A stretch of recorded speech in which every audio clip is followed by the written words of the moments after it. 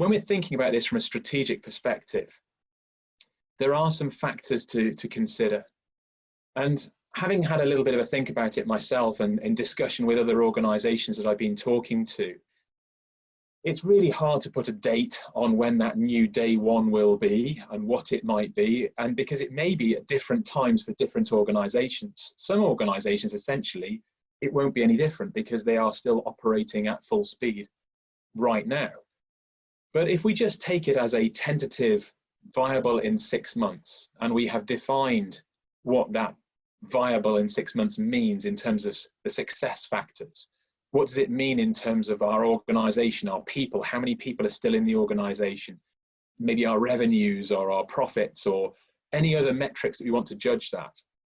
There are a number of factors that we probably want to be thinking about, and people seem to be thinking about right now, which I've tried to capture on this strategy wheel.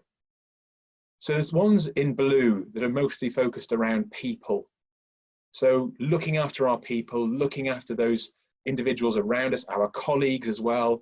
So it's not just about leaders, it's also about teamwork, but it's also about how maybe cultures and behaviors are shifting, as well as training people, training our talent and bringing them up to speed. Then we've got in green the situational awareness piece. How are we tracking what is going on? How are we able to understand what might be coming down the pipeline towards us so we can be the first to react and the first to adapt and the first to overcome that potential hurdle coming down the pipeline at us.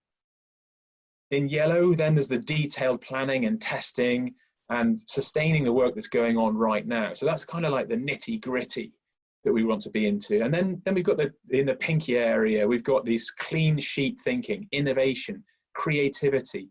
Is now the time to start to consider a new version of our organization?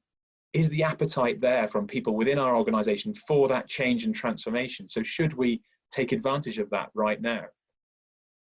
So what we're going to do through this webinar is essentially look at those 4 key areas: people, situational awareness, detailed planning and testing, and also the innovation side.